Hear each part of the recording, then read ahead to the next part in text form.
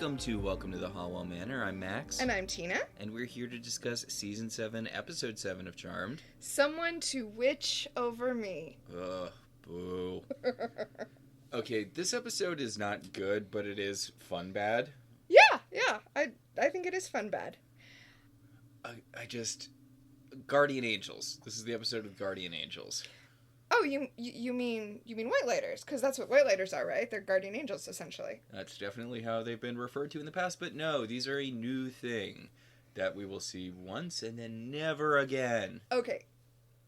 Pause. All right. I do want to justify the guardian angels before we start just mocking it. Okay. And I want to justify it because of an episode of Star Trek. All right.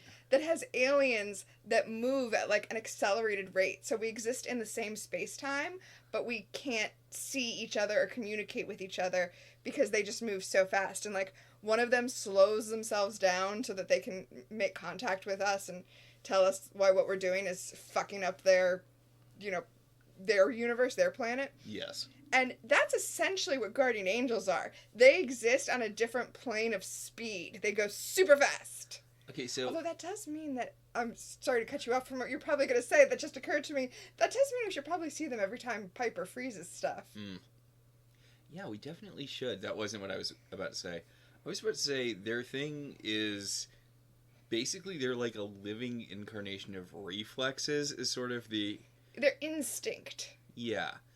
Which is weird because when the episode starts, it feels like they're luck-based, but they like whisper advice to you. Yeah. Which I guess is sort of how guardian angels in fiction and presumably in real life work.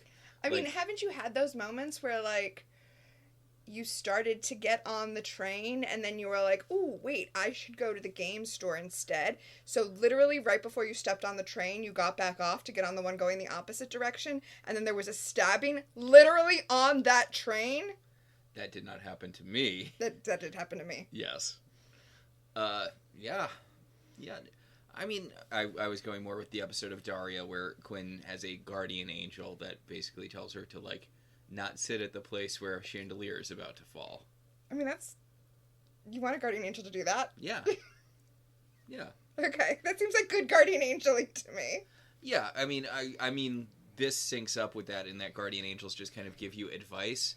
It seems like they protect you. Also, just the fact that a lot of people survive jumping out of burning buildings, which I don't think is really something advice can help you with. Okay, well, we're getting ahead of ourselves by like 5 minutes because we're going to be in those 5 minutes soon. Mm-hmm. But it's not that it protected him from jumping out of the building.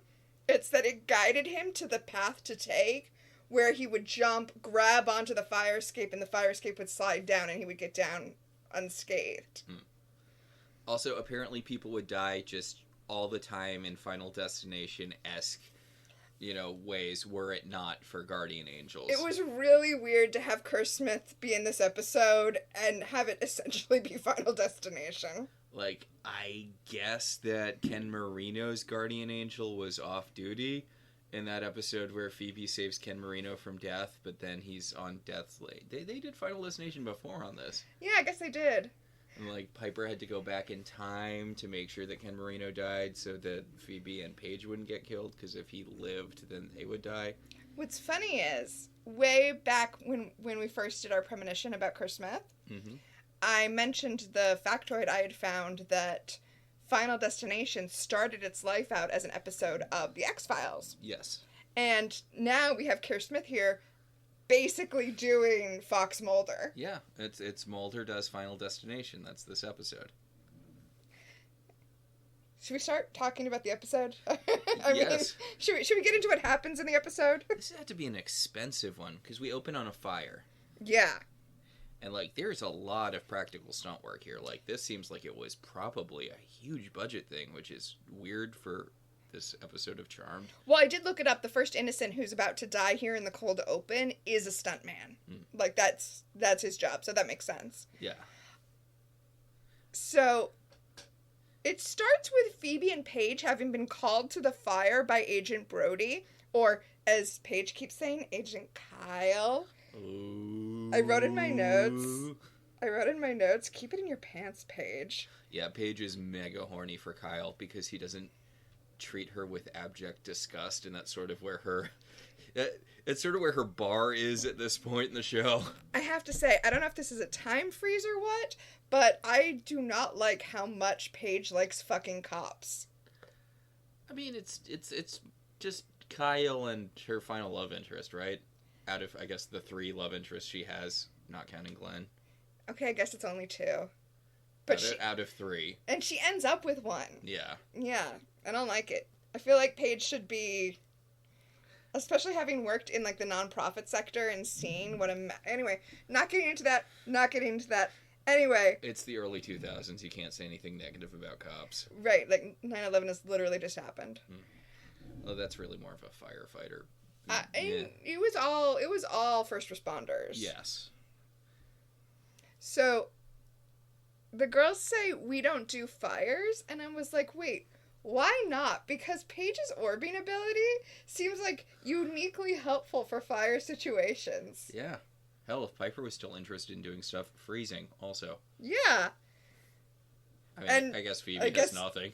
No, she could have the visions of when the fires are going to happen. Oh, well, that's giving her a lot of credit. But I'm thinking maybe she could, if someone was, like, out of a first-story window, she could, like, levitate the 6 feet to get them out of the first story.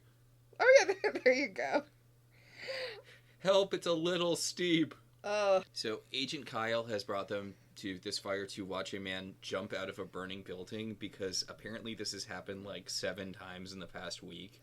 Yeah, he says that there's a guy trapped on the 3rd floor, and if he's right, that guy is going to miraculously live and then die seconds later after escaping the fire. And is the demon setting the fires to draw out... Is this, like, Unbreakable? Yeah. Spoilers for Unbreakable. Yes, that is the exact movie I was going to reference. I'm pretty sure this is an Unbreakable situation where the guy's been... The demon of the episode has been setting fires to try to find people with especially strong guardian angels, which I'm not sure if it's an especially strong thing. I'm assuming it's at least partially situational, right?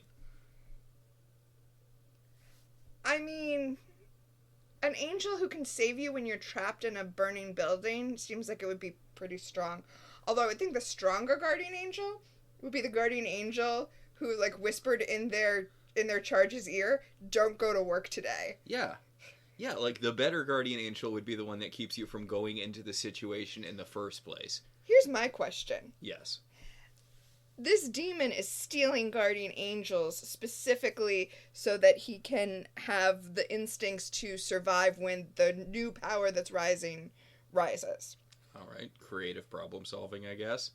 Is it, though? Are more guardian angels better, or is that just going to be a bunch of different voices telling you what to do at once? Yeah, I was kind of thinking about that. Like, if it was a leprechaun luck thing, I think it would make more sense, but... You're just going to be getting a bunch of different people screaming advice in your ear. And, like, if there's a best-case scenario, they're all going to be screaming the same advice. Yeah, hopefully, right? Yeah, it, like, feels like kind of a lateral thing after a point. Like, best-case scenario, they're all saying the same thing at the same time, like you said. So, God, a lot of people are watching this. That seems kind of grim. People gather when there's a fire. That's why you're supposed to yell fire if you're getting mugged or whatever, so people will actually show up. Yeah. I don't know how true that is, but... Yeah, I mean, it's true that people say that. I don't know if it actually works or not. So, Agent Brody has a police helicopter recording the scene and staying on the guy who just survived the fire. And Phoebe and Paige are, like, super impressed that he's commanding a helicopter. Again, keep it in your pants. All right. I feel like they're green screened over this crowd. I'm not. I don't know. You said that, but then I don't know. They interact with the crowd. I'm not sure. Like later, I don't know. But a demon approaches, like he's in the crowd and he's watching. They're all watching as the man jumps off of the roof and miraculously survives. We see everything slows down, and we see a bald person going like, "Whisper, whisper, don't walk into the street after jumping off the building." Yeah, don't walk directly in the path of the truck you're about to walk into the path of. But then we see the sexy celerity demon. Like, sorry, sexy? He looks hot. He's hot. Don't know what to tell you. He's hot.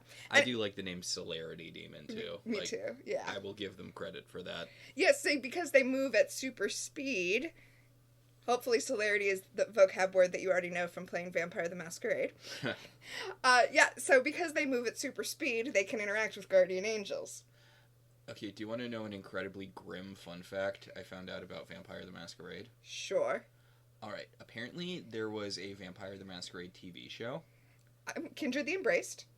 Which got cut short after the lead actor got in a motorcycle accident and I believe was killed. And do you know what they brought on as a mid-season replacement for Vampire the Masquerade or Kindred the Embrace? No, I don't know what was the mid-season replacement after that. Buffy the Vampire Slayer. Oh, that's weird. I did not know that's what Buffy followed. Oh. Yeah, so it's a weird little grim backstory there for Buffy. I also did not know that that's why Kindred was taken off the air. I do possibly have a bootleg copy of the entire season in this house somewhere, of the entire series in this house somewhere. I would like to give credit to the podcast I Will Fight You. That is how I found out about that. Oh, okay. Which you should listen to if you're not listening to, already. It's good. They talk about stuff I'm not typically interested in, but they're interesting, so you should check it out. Anyway, the Celerity Demon steals the guy's guardian angel and he gets smooshed by a bus. Really? This is on the EMTs. Why did they let him wander off after jumping off a building? Why was that man not in an ambulance? Right? They just let him walk away. What is wrong? Bad at your jobs, EMTs. Yeah, but Kyle's like, damn it. I could have saved him. Kyle has this weird thing with guardian angels where he assumes that he had a really good one since he wasn't murdered by something as a child. Spoiler alert, it's the Avatars. Well, because his parents were murdered and he wasn't, so his guardian angel must be good. Or they just didn't feel like murdering you. Yeah, I know, right? Like, I feel like it's a huge assumption to be like, I must have a really good guardian angel. I mean, I guess he lived to this point, but a lot of people live to this point. So, yeah, Paige is like, we have to help Kyle find out what's going on here, because this is definitely magical. And Phoebe's like, I don't care how magical it is. We're not working with Agent Brody. Also, she says that she has a lot of catching up to do at work. And I'm like, oh my God, Phoebe. Do you? First of all, you never didn't show up. And they hired a guy. You write an advice column. And she answers every single letter she gets, except, it's beyond me that we've only seen one of her articles to this point. It's so weird, yeah. Heard the question for one of them. Yes. Like, it's such a major part of her character. It's weird we never see her doing her job. I mean, it's probably for the best, because we're meant to think she's really good at it. I guess, I said we see her doing her job all the time. We're just not up on the... We don't hear the questions or her answers. I mean, I guess that's the way to do it. Otherwise, you have a Dan Brown problem. To quote David Barry, Dan Brown books are amazingly written and researched as long as they're not in a field you're familiar with. Ah, yeah. Remember your thing about... I do. I was sure I've said it on the podcast before, but yes, I was reading Angels and Demons when I was in Rome, and I was following Robert Langdon's path, and I'm like, okay, first of all, there's no way he was able to run from all of these sites. Run to and from all of these sites within a day. I was taking transportation and I couldn't get there. And also, in the book, Robert Langdon's like, oh, if you plot these sites on a map, they form a perfect cross. And I'm like looking at a map and I'm like, no, they do not, Robert Langdon. And also, this doesn't have to do with Dan Brown's accuracy or not, but they were getting ready to film Angels and Demons while I was there. So every single site I went to was closed because they were like refurbishing the statues so that they could be in the movie. I mean, there's so many iconic spots in that city. Why wouldn't you just look up on a map ones that would actually make a cross? It seems so easy. I mean, I guess not enough people are familiar with, the layout for it to matter, but... Yeah, I guess, yeah. It's fine. It's fine. So Agent Brody's all bummed out that they couldn't save that guy, even though he has a helicopter. Well, here's my thing. I get that he was trying to save the guy. I do give him the benefit of the doubt that he was trying to save the guy. But the point of having the helicopter record was so that he could analyze film of the guy dying. So it's not like he was that sure he was going to be able to save the guy. I mean, I guess points for having a plan B. A very expensive plan. I don't know. I'm side-eyeing Kyle now. Yeah, right? I guess he could have been trying to record the, maybe he thought the demon would be waiting in the fire to, blurp away the guardian angel.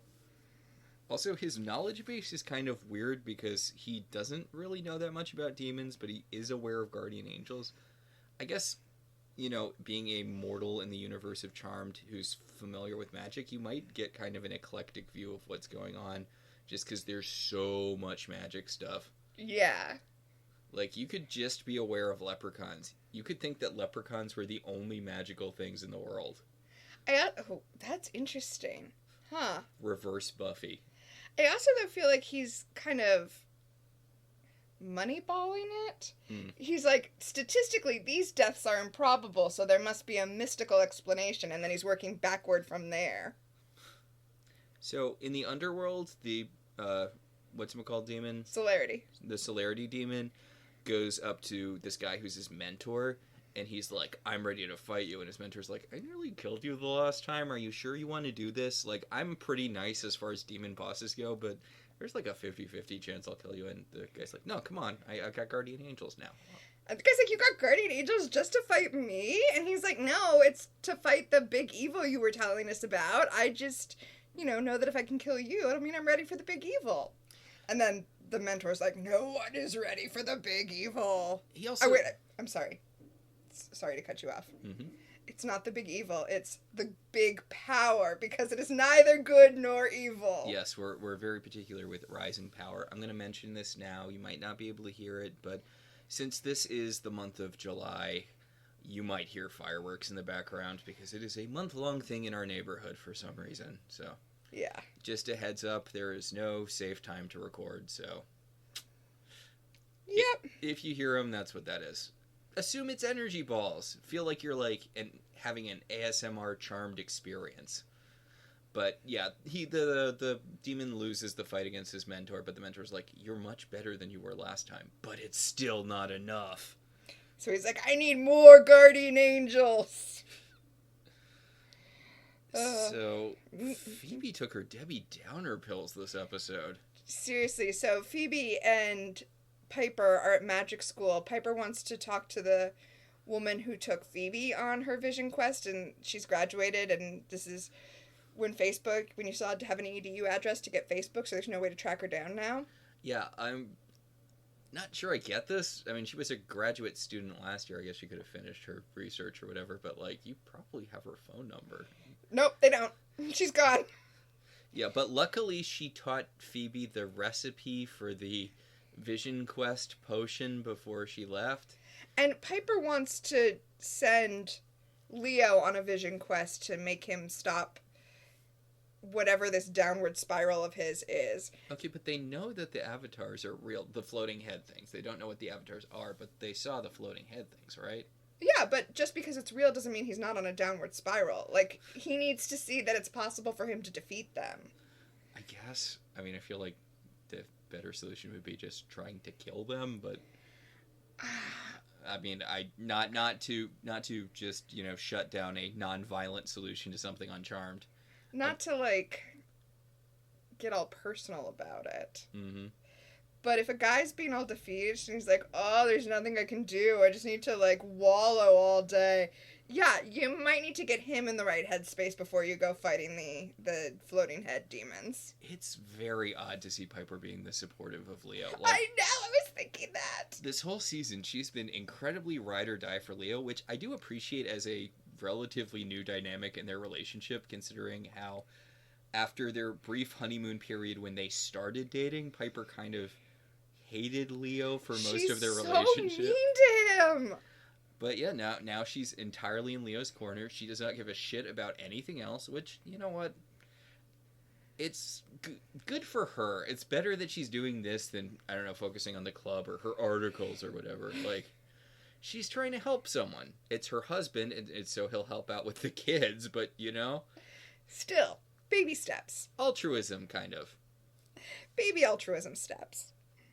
Phoebe is all, oh, it's so dangerous, and Piper's like, yeah, but it's not more dangerous than whatever this is that Leo's doing right now. Yeah, also, is the Vision Quest that dangerous? I mean... if you die in a Vision Quest, you die in real life. I guess. Anyway, Phoebe's like, okay, whatever, an excuse to blow off work. I know it's my first day back, and I was just complaining about how much work I have to do, but this is family. This is family that isn't Paige. I know, right? Like, immediately ditched Paige to help out Piper with the, you know... Vision Quest. Yeah. So, at his sad working man apartment, Kyle is going over the footage of the accident in, like, infrared, and Paige knocks on the door, and he's like, no one's home, and she orbs, and he's like, oh, right, teleportation. He didn't know it was Paige. He thought it was, like, I don't know. Who would it be, Kyle? I guess maybe he would just assume that Paige would have orbed in directly. Yeah, I guess that's true. But Paige is flirting with him, and she mentions Inspector Sheridan because she's like, my sister doesn't know if I can trust you, but I think I trust you. By the way, what happened to Inspector Sheridan? You shot her with a knockout dart, and no one's seen her in weeks. And he's like, don't worry about it. I mean, I appreciate that Paige wants to make sure he hasn't killed an innocent person before she, like, starts boning him. Innocent. I mean, I guess technically speaking, Inspector Sheridan's an innocent in that she's not actively a demon or anything. Yeah. I'm just saying, she's a cop who frequently runs into rooms with her gun pointed for no reason, so... Also, that demon that could only possess evil people possessed her. Yeah, I think they were going to do something different with her, and then they were like, oh, let's bring in a love interest for Paige instead. What's weird is she lasts a shockingly long time. Like, I'm pretty sure she gets killed by Zhang Ku. That's like a post-Avatar plot, I think. I literally don't remember what happens with her. I guess we'll find out. Yeah, but I do think that she gets killed, but she sticks around for way longer than this character.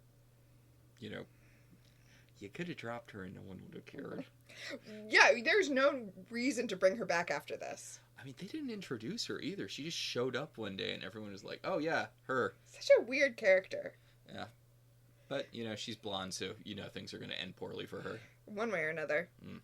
So, yeah, the infrared of the film shows the dark spot where the demon was standing and the bright spot where the guardian angel was standing. And when Agent Brody explains to Paige that he thinks this is a guardian angel, she's like, a guardian angel? And I'm like, Paige, you are literally a guardian angel! You are half guardian angel. And, like, I mean, I guess she wasn't around for this, but Cupids are a thing. That woman who was guarding the Hollow was who had, like, wings and a halo as Halo's a thing. Genies are a thing? Like... Leprechauns are a thing that you pointed out earlier? Like, yeah. Come on, Paige. Why the sudden doubt for guardian angel? You've been a witch for, like, what, 3 years at this point? Come on.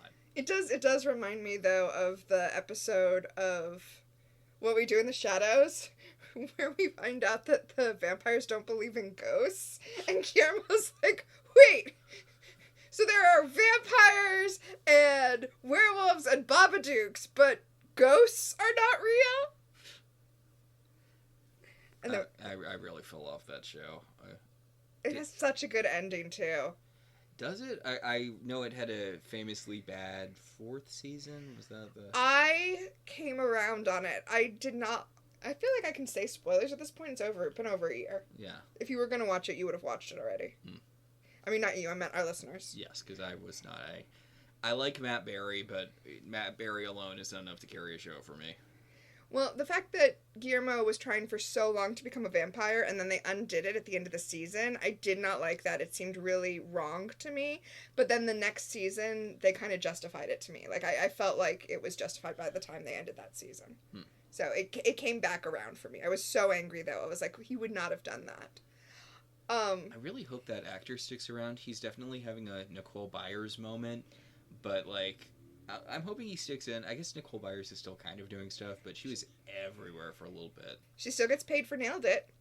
Oh, I should watch more of that. I enjoyed it. I guess it's kind of hard to, because all the episodes are a little the same, so it's hard to, like, stream a lot of it, but...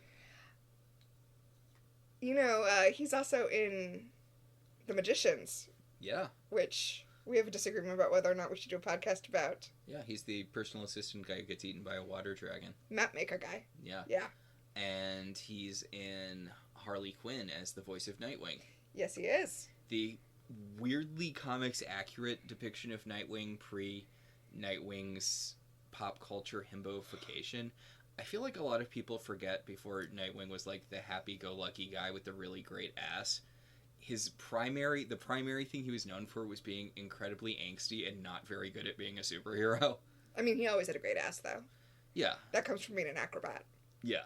But, like, and, you know, there have been jokes about that since the 90s, but he has, like, a accurate to the 90s era Nightwing personality, which means a lot of people don't like it, but I'm like, okay, Harley Quinn, you proved you read the comics. So, yeah, Agent Brody's like, really? You don't believe in guardian angels? Like, I know I'm only aware of a small part of the magical world, but this seems perfectly in line with everything. And Paige is like, I don't know, I guess you have to prove that they exist to me. No, seriously. Rose McGowan is playing every line like it's a pickup line. Like, she wants to throw down with this dude so hard. It's really sad that all it takes is someone not immediately dismissing her. I really wish she'd ended up with Richard. Yeah. Like, it was a good plot. They had chemistry. Like, she's got some chemistry with Kerr Smith, but, like, I don't know. This is what they're setting up, but it really feels like they're setting up a doomed love interest with him. Mm-hmm. Speaking of doomed love interests, Leo is being angsty on top of the Golden Gate Bridge. Yes, he has chosen the Golden Gate Bridge as a place to brood. I like that he's removed the smudges of moral ambiguity from his face. It's been a thing for him most of this season, but he can be clean-faced and morally ambiguous now. The floating heads show up, and they're like, Leo, you need to listen to us. The world is different than you think it is, Leo. And he's like, leave me alone. You sent Barbas after me. And also, your weird floating heads. And then he runs off, and the floating heads turn into the avatars, and they're like, are we pushing him too far? Is this the best way of opening him up to our message? It is, right? Like, floating heads screaming at him all the time. That's the best way to get him open to the idea of neutrality. Hey, the time to pitch a different idea was when we had the Blue Sky meeting 3 weeks ago. We're all in on the floating heads. I mean, he doesn't know the floating heads are them. They could definitely restart with a different tack and just be like, we got rid of the floating heads. We're your friends. Ugh. I mean, I guess part of their thing is not lying to him because lying's not very neutral, but... Meanwhile, up in the attic, Piper and Phoebe are ready to send Leo on a vision quest. So they're like, Leo, get over here! Leo! I know I was being really harsh just now, but that's because he's not coming when they just call for him normally. Yeah, Piper's like, Leo, and Phoebe's like, you know Leo, he doesn't respond to that. Leo, get your ass down here. Leo, I will fucking kill you. And Leo shows up because he is very used to being screamed at. And they're like, hey, Leo, we're going to send you on a vision quest so you don't accidentally murder us all because of the floating heads. Which, okay, I guess. Well, it's not just that. I mean, essentially, no pun intended, but Piper's trying to get Leo to get his head back in the game. And so, vision quest it is. His non-floating head. Exactly. Alright, so then there's another fire. This dude is just fires all over the place. I meant to look up how many fires is normal to have in San Francisco, because this is a lot of fire. I didn't look it up, though. I'm surprised we didn't get Daryl. I would assume arson at this point. Right? So, Agent Brody's plan is to have Paige orb him right into the fire, under the assumption that his guardian angel will then save him. It's a pretty big No pun intended, leap of faith, dude. Right? Like, my guardian angel protected me from something really dangerous once when I was a kid. Therefore, I'm invincible. If I was this guy's guardian angel, I'd be so pissed. Also, I assume that they only help you out if there's, like, a way out of a situation. Yeah, what if there is no way out? Because we learn that witches have very powerful guardian angels, and that the charmed ones have, exponentially more powerful than that, and yet Prue still died. Yeah. But it does work. Agent Brody is saved. He has Paige cast a spell he co-authored, I guess, to slow down time so that she'll be able to see his guardian angel and whatever's taking the guardian angels. And, yep, it's some bald dude, and he's like, oh no, you're not supposed to see me. Whoops. And then the Celerity demon shows up and is like, oh hey, a witch! I was gonna take this guy's guardian angel, but yours is way better. So, yep, he steals Paige's guardian angel, and now she is all exposed and vulnerable. Okay, so guardian angels are just with you all the time. They don't just show up when bad situations. Do you think they talk to, like, muses? Because muses are also invisible and around you all the time. And there was also a dude who was sucking the muses up with a magic ring. Do you think they, like, have coffee together at the end of the day when you fall asleep? They're like, oh, okay, ready, time to clock out. Yeah, they just hang out at the foot of your bed. I guess they kind of have to sleep near you in case they need to wake you up and or inspire your dreams or whatever. Also, Sandmen. Yeah. Just there's an entire invisible force following every single person. This is why I'm actually kind of okay with the guardian angels existing in a world that just moves too fast for anyone, even witches, to see it. Also, it turns out that without a guardian angel, Paige is a YA protagonist. Yep, she's fallen all over the place. She's Bella, Vaughn. I can't think of any other YA protagonist who falls down a lot. I'm sure that there are lots of them. It can't just be Bella, right? That has to be, like, a thing. I'm pretty sure it's not just Bella. Although, now that you say that, that's all I can think of. Did the Divergent girl fall over a lot? No, she was like... And Katniss didn't either. They were both action girls, though. I guess probably we didn't read the, right things. Probably the Vampire Academy girl fell down a lot. I would guess that. Or that girl from Vampire Diaries. Yeah, the human girl. Back in the day, there's probably a family there where there was, like, a young kid who was reading Twilight and, like, an older kid who was reading Vampire Diaries or what have you. And then, like, the mom was watching True Blood, because they're all essentially kind of the same thing, right? Yeah, or reading the Sookie Stackhouse mysteries. Yeah. Yeah. Or Anne, and then the grandmother reading Anne Rice. Yeah. I was assuming tween, teen, mom, grandma. Yeah. It was very odd for me to find out that Spike's backstory was straight up ripped off from, Not even pretending that it wasn't. Like when we've been watching Shining Veil, which is really good, but also it's just straight up The Shining. Like, it is The Shining. But again, they're not trying to hide it either. Like, literally the curtains had the pattern from the Overlook Hotel on them. Like, it's... And the kid's like, what is this, a hotel, when they move into their new house? And it's called Shining Veil. Yes. Also, Greg Kinnear was made to be a horror movie dad. Like, Yes. I guess I haven't looked into it, but it feels like this is the first time he really did that. Also, this is a thing I realized when we were watching it, because Sherilyn Fenn is in it. And I realized that, this is going to sound weird because it's always true, but whenever I see somebody from Twin Peaks show up on another TV show, I'm like, they were cast on purpose. Yes. They were cast to give this an eerie Twin Peaksy feel. It is a show that does very heavily run on vibes. But, yeah, Paige falls down the stairs because she's a YA protagonist now, and she's like, an ADR. So, Brody tells Phoebe that a demon, right, to Paige, and Paige's like, yeah, demon. A demon stole Paige's guardian angel. And Paige is like, a guardian angel is, and Phoebe's like, I know what a fucking guardian angel is, Paige. which, okay, like, I don't think you've dealt with one before, so what's with the aggro-ness? I mean, I guess maybe she read about them back in season 1 when she was really into the book. Oh no, I think she just means she knows what a guardian angel is. It was like if you were like, okay, they're vampires, so what you need to know is, and it's like, I know what a vampire is. This isn't our guardian angels are different. Yes.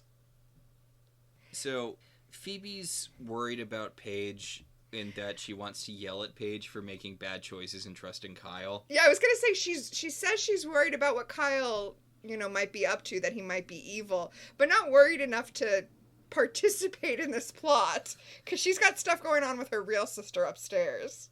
Yeah. She's like, I don't know, Paige. I'm not sure you can handle this on your own. And Paige is like, yes, I can. She's like, well, good enough for me. Good luck with that demon, Paige. She also tells Paige that the Book of Shadows is in the kitchen because they were brewing up the potion. This is going to be important later. Okay, but, didn't they get the potion from that graduate student? Did she write it in the book? I guess that would be the smart thing to do. Oh, you know what? I said that it was in the kitchen because they were brewing the potion, but I actually don't know why it was in the kitchen. So they have brewed the potion, and they give it to Leo, they being Phoebe and Piper. He's going to go on a vision quest, and he will emerge renewed, like Phoebe when she had a vision quest about having a baby and then got obsessed with banging dudes for half a year, which ended in her losing her active powers for being selfish. Yeah, the vision quest didn't really help out Phoebe much, did it? It gave her the mission again, or whatever. Mm-hmm. Assuming the mission was to get pregnant. Alright, so Leo's vision. He's in World War II. He drinks the tea and he closes his eyes and he opens them and he's in World War II, when he was a soldier. And there's explosions and stuff. He dives down and he sees adult Chris. By the way, I think that we're not just seeing a random moment of him as a soldier. I think we're seeing the moment when he died. Yeah, that explosion feels very like this is when Leo died. Also, Chris has gotten a haircut after death, which, God, he really takes after his great-grandmother, huh? Well, it's not real Chris either. Anyway, he says that he's his vision guide, his spirit guide. This is the hairstyle Leo has always pictured Chris as having. Exactly. Oh. So Paige is bummed out because, her shins are black and blue, and she's like, I never realized how much having a guardian angel helped me out. And Brody's like, yeah, you never know what you're going to miss when it's gone, like parents. And Paige is like, I'm an orphan too. Yeah, you don't play the orphan card with me, special agent.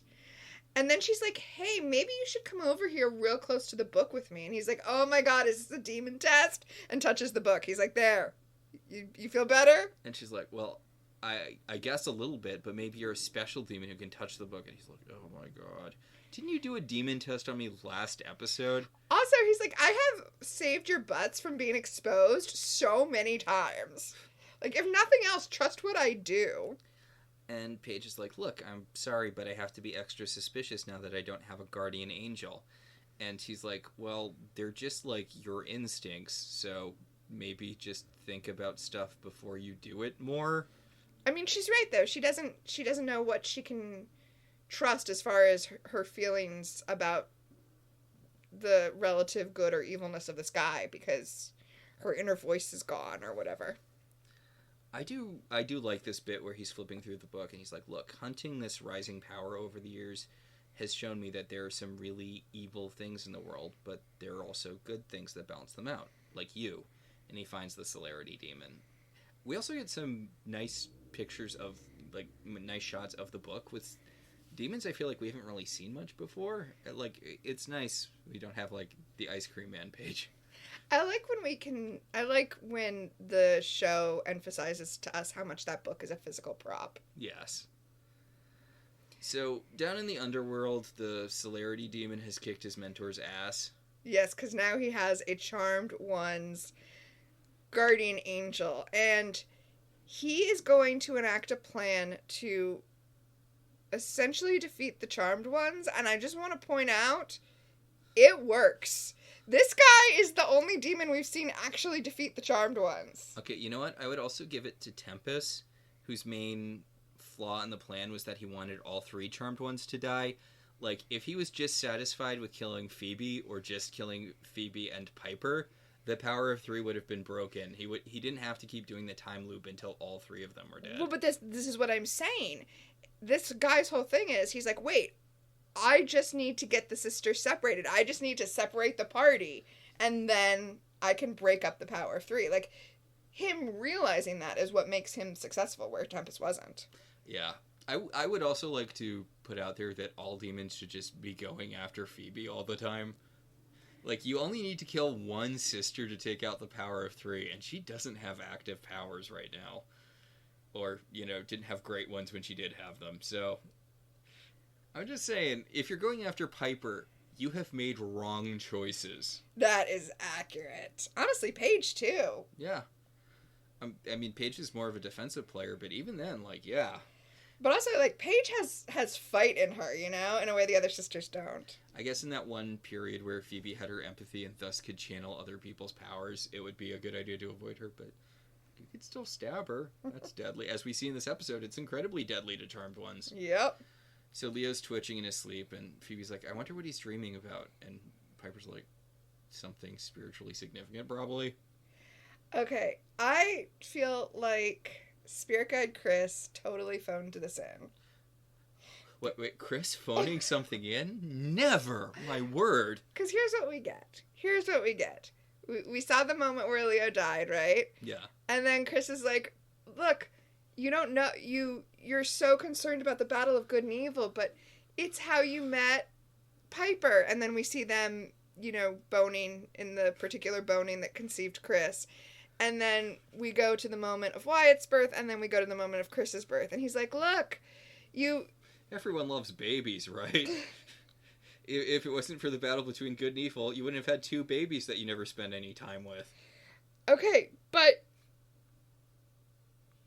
good and evil is what Leo is worried about. Chris is fighting this eternal battle is what gave you kids, so you shouldn't be worried that we're going to die in that battle. It's no, you have not assuaged my worries at all. To jump ahead a little, the avatars are going to take over and give Leo a more disturbing vision so that he turns to the avatars, but I feel like they didn't need to. I feel like, hey, remember, Leo, that you have a family that's in mortal danger all the time is not the message that it's going to pull him out of his funk. Yeah. Also, I feel like this is the first episode that actually deals with the fact that Leo's an immortal being who married a mortal woman. Because, back in Buffy when she was dating Angel, it was a whole thing where he's going to live forever, and as a Slayer, she's probably going to die in 3 years. And it was a huge problem in their relationship, where best case scenario, she grows old and dies, and then he's alone forever after 70 years. The mayor even points this out. The mayor's like, hey, look, as an immortal guy who has dated, who married a mortal woman, my wife fucking hated me for being immortal near the end of her life. This is, I know I'm an evil demon who wants to devour your girlfriend and the entire town by turning into a giant snake demon, but your relationship is not sustainable in the long term. Also, she was 15 when you met her, dude. Well, that's why in the TV show Angel, one of the driving things for Angel was the prophecy that when he had performed enough good, he would be turned into a mortal. The Shunshu prophecy. Which, in my headcanon, when enacted... Was that Spike? No, I do like that. That idea of a story but that the Shunshu prophecy was referring to Spike, and that's actually something they addressed in the show. No, my headcanon is that the Shunshu prophecy was enacted, and then he became Special Agent Sealy Booth over on Bones. And he even has a son he ignores. Yeah, just like an angel. I do also appreciate that once... I know that season 3 of Buffy is generally considered to be the best season, but I almost always skip over the high school stuff. It's really good, but I don't really have any urge to revisit high school as an adult. Yeah, I saw you post that on Blue Sky, and I didn't even know how to respond. There are so many great episodes in season 3. There are. Yeah, no, it is. There's a reason it's genuinely considered to be one of the best Seasons. The first episode of Buffy I ever saw was Graduation Day Part 2, which is a weird first episode, but you know what? It got me into the series. Okay. So.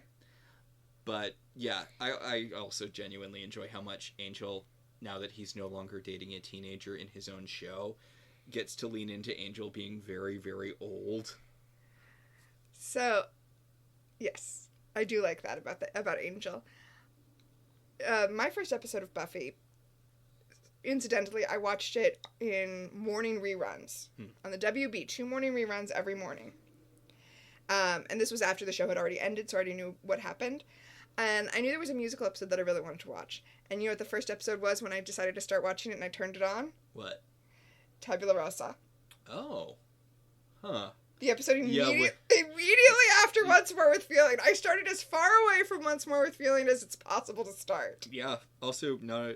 I mean, I really like it. It might be a good intro episode, but it's the one where everyone gets amnesia. Yes, so, it is. Weird intro to the show where no one knows who they are. To be fair, when the show did first start, I had a friend who was way, way into it, and so she did show me the Halloween episode. Which is also a weird one to start with because everyone has a different personality because of their magic costumes. Yeah. And also, Buffy was enough in, like, the culture that I already did know everything that happened. Nothing was a surprise. Yeah. Well, I mean, I didn't know about Glory and Ben. Glory and Ben? Yeah. I think there's a connection between Glory and Ben. You think there's some sort of connection between Glory and Ben? Charmed. My God, Charmed. So the Avatars take over the Vision Quest, and they're like... Yeah, Chris showed up, showed Leo 3 clips, and then gave up. This was the most half-assed Vision Quest possible. Right? Oh, at least Phoebe got things that she hadn't... Like, Phoebe saw into the future, right? All Leo saw was clips of stuff that had already aired. I mean... And the whole point is for him to, like, stop being worried about stuff. Shouldn't he have seen them as adults all happy? To be fair to Chris, his whole thing here is basically just, hey, dude, why don't you stop moping around all the time and actually raise your goddamn kids? Which... Yeah, I mean, yeah. Fair. But the Avatars take Leo to a gravestone with the names of everybody he knows carved on the single gravestone. And they're like, everybody dies eventually. What about that? Would have been really funny if they threw Ebenezer Scrooge on at the end of it. But yeah, no. It's the Halliwell tombstone with everyone who has died in the fight against good and evil now and in the future. We've got Grams, who died of a heart attack. Okay, but here's the thing. The Avatar even says that. He says some die natural deaths and some die battling evil. It's like... Well, that's everyone. Though. Right? Like... Yeah, everyone dies. But also, Paige is on the Halliwell tombstone. Paige's last name is Matthews. Fuck you, Paige, I guess. Don't get your own last name on your tombstone. That does suck. Alright, so... But, yeah, presumably, at least Chris is mortal, so Leo is definitely going to watch at least one of his kids die. That's yeah. I bet Wyatt's probably immortal, though. Oh, I mean, Wyatt's definitely immortal. I feel like Sucks to be Chris. Yeah, God. I feel like we are going to have to worry about Wyatt, like, several thousand years down the road. Mm-hmm. But that's the future's problem. Alright, so... The Celerity Demon shows up in the attic, and the sisters have put a crystal cage around Leo to protect him, and they all are basically hiding from the Celerity Demon inside that crystal cage, including... Except Paige. Paige orbs out. Well, first she orbs in, right? Mm. The Celerity Demon kidnaps Kyle, Agent Brody, and...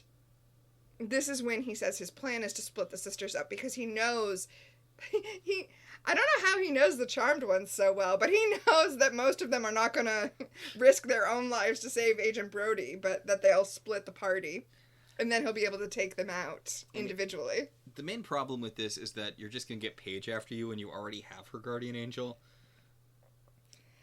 That's true. Like, I guess he's assuming that one of them will come with her and the other one will stay with Leo, but... Well, but he leaves Agent Brody there and then goes to the Manor once Paige is gone. Oh yeah, Agent Brody tries to defend the sisters by running into a room and shooting the celerity demon a whole bunch, and the demon's like, really? Demon, come on. I know, we used to talk about swords versus demons when we were doing our Once Upon a Time podcast, and now we can talk about guns versus demons. It doesn't help. It doesn't work. Ever on this show. So, the guy's like, I need to keep you alive so that Paige will come after you. Paige doesn't know that he's, Well, if Paige is scrying for him to figure out where he is. You know what? Fair. Yeah, it makes more sense than when, people keep Dawn alive to get, Buffy over. Yeah, which is, by the way, what she's doing. She's scrying to figure out where he is. And once she figures out where he is, Phoebe and Piper are like, but we can't leave the cage. It's where we're safe. And it's like, are you...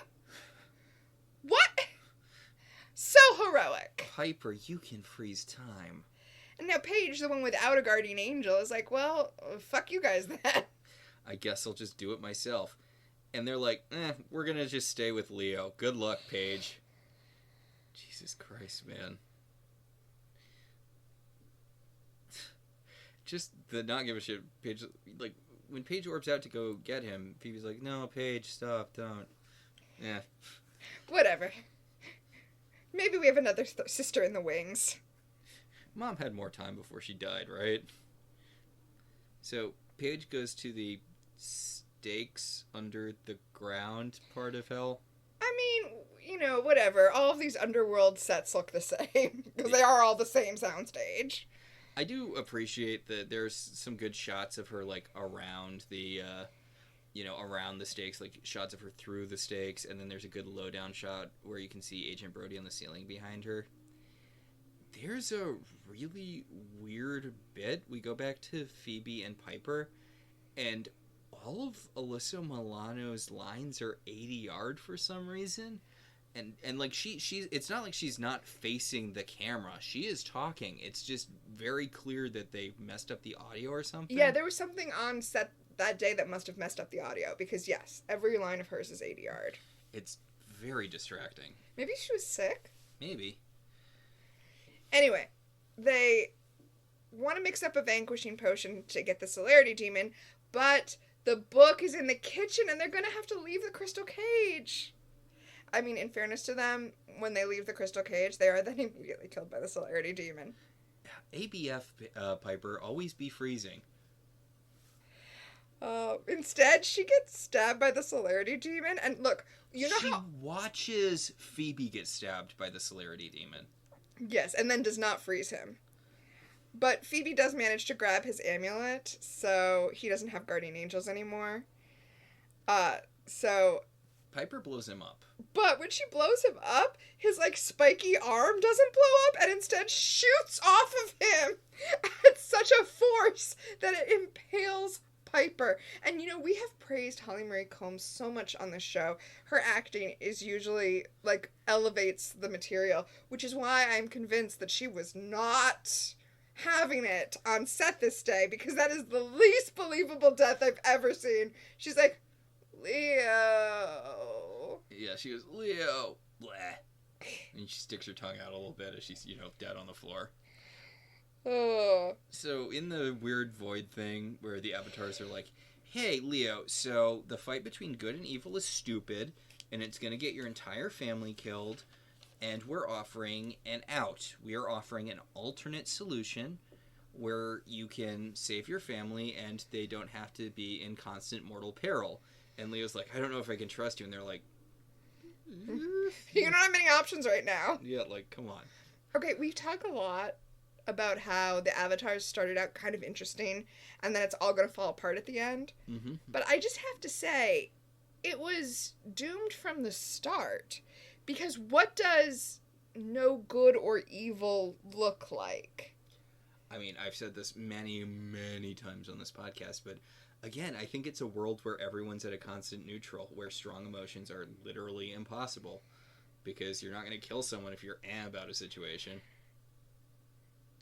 Yeah, I guess, but, like, I would actually characterize being around, for instance, people dying, is in fact evil. So, anyway, it's just, Well, remember, in the good universe, everyone was getting shot all the time for, parking in the wrong place and, talking on a cell phone in a hospital. So this show clearly has some weird ideas about good and evil. Yeah, this show gets very out of its depth talking about good versus evil, which is a shame since it's the theme of the show.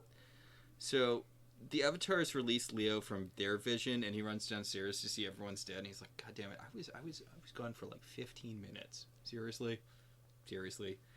And the Avatar's like, Leo, you can have the power to bring them back from the dead. And Leo's like, no one can do that, except I've done that on multiple occasions. I talked about this on Blue Sky. I mistakenly said in the Excalibur episode, Phoebe and Paige were killed, like, to the point of being ghosts, and then they were just fine. Uh-huh. And someone corrected me. They were like, well, it was the Excalibur episode, and it was when, the evil genie wished the charmed ones dead, and their spirits couldn't move on because Leo healed Piper in his sleep, instinctively stopping her from moving on, and thus stopping the rest of the charmed ones from moving on. And I'm like, I feel like that functionally isn't that different from bringing them back from the dead.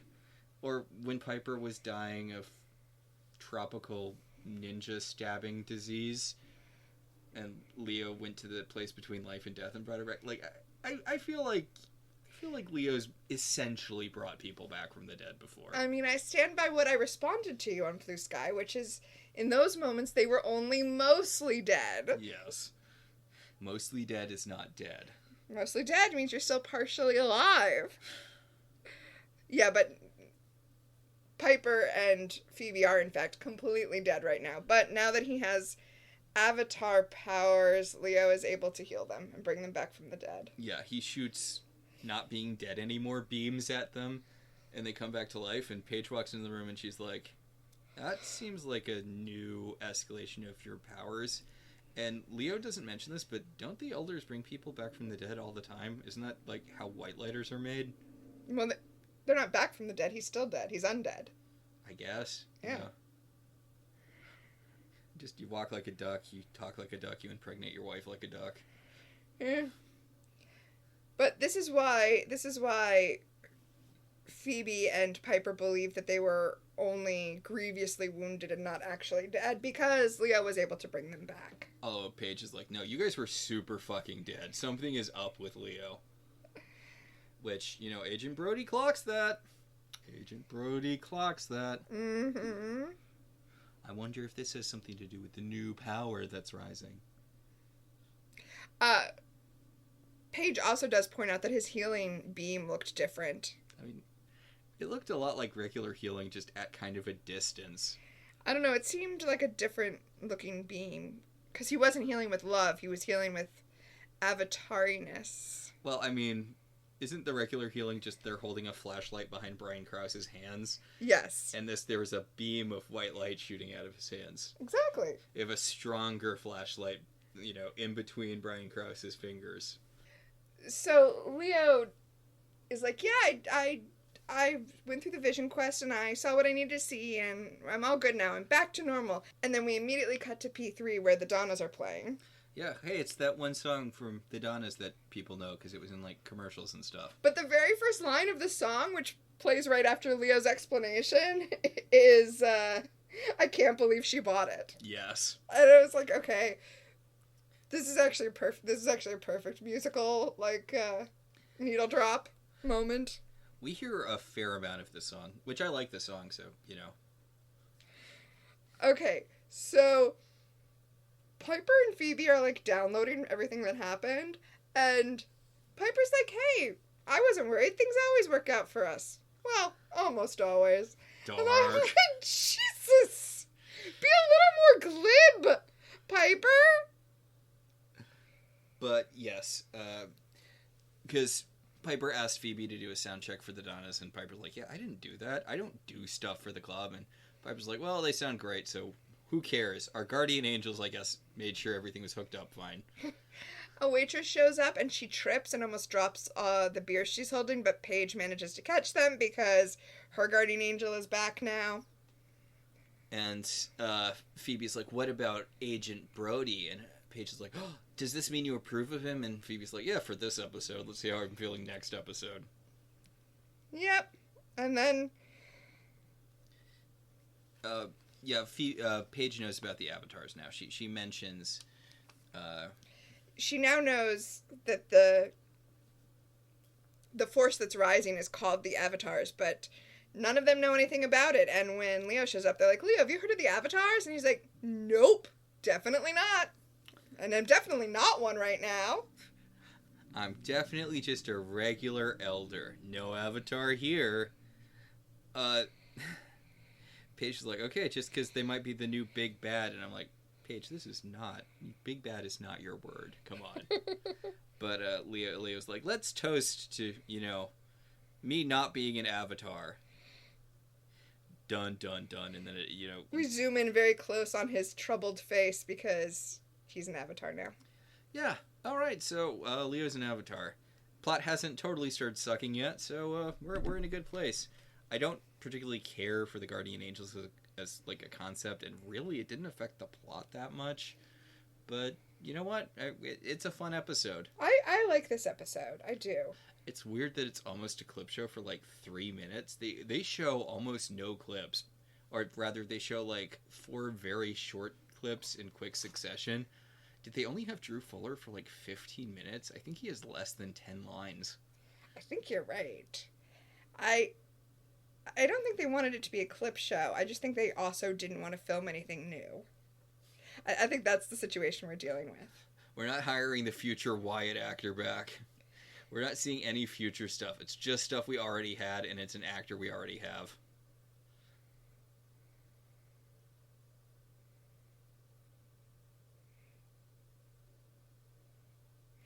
It's weird that I'm sorry, is it just me, or is it weird that the avatars are showing up right now in episode 7 and they're going to be defeated midway through, and then we're going to do a new thing for the back half? What is this? The last season of Once Upon a Time? Or season 3 of Veronica Mars? Ugh. Anyway, the next episode is Charmed Noir. Oh, Paige and Agent Brody are drawn into an unfinished novel set in the 1930s. Oh, I remember not particularly caring for this episode, but you know what? It's fine. It's a Magic School episode. It's a Magic School episode. Also, I have to say this: Rose McGowan has 1930s face. She does, and it's clearly something she's into. Yeah, she doesn't have an iPhone face. She can definitely do like vintage. Unlike when Jeremy Renner was a vampire in Angel, and in the flashbacks you're like, no, Jeremy Renner didn't exist in that time period. That's a face that's used an iPhone before. That is a face that does not exist in a world without hair gel. Yeah, but it's not even the hair gel thing. It's just there are certain faces where I'm like, no, you're not old-timey. Ben Affleck also. Yeah. When he was Shakespeare, I'm like, come on. All right, I think that'll about do it for this episode. Much like the Charmed ones, we have our own power of 3. The first power in our pack is Premonition, who in this episode is, was, or will become famous. I had no one. Well, the Celerity Demon is Neil Hopkins. All right. He's like one guy in every procedural show that exists, but also... Hey, it's that guy. Hey, it's that guy. But also, he is Charlie's brother, Liam, on Lost. He's the other half of Drive Shaft. Oh, fun. I keep wondering if Lost is a show people revisit at all, because it was I don't think it is. Yeah, it was such a big thing at the time, but I'm not sure about the rewatchability. Which is weird, because I feel like Lost actually does have rewatchability, because I think the reason so many of us were disappointed with the finale is because we were watching a different show than they were giving us, and it felt like a rug pull to get that finale. But I think if we watched it again knowing what the finale was, I would be more satisfied with it. But we're not going to do that, so... I mean, maybe we'll get to it on Welcome to the End. Yes. The second power in our pack is Time Freeze. What specifically dated this episode? I actually didn't have anything for that. Yeah, I didn't have anything either. I mean, the Celerity Demon looks very early 2000s-y, but I mean, that's not really enough. And I certainly don't have anything for telekinesis. Oh, you weren't touched when Piper's like, Leo! Yeah. The least believable death scene ever? No, it's not touched. Yeah. That's okay. Yeah, that's fine. Yeah, I think that's it. All right. Our show is partially listener supported. If you want to be one of the supporters, you should head over to our website, www.welcometotelevision.net, and click on our Patreon link. We'd like to thank our current $5 and above patrons, Beryl, Patricia, Rosa, Ryan, Maricruz, Benjamin, Kate, Jen, Dan, Anthony, Daniel, and Hippolyta. If you'd like to support the show in other ways, you could always rate and review us on Apple Podcasts. It helps other people find the show. If you want to talk about this episode, or any episode of any television show, you can email us at ilovetelevisionzines@gmail.com, or you can find us on Blue Sky at Welcome to TV. So until next time, I'm Max. And I'm Tina. And this has been Welcome to the Halliwell Manor.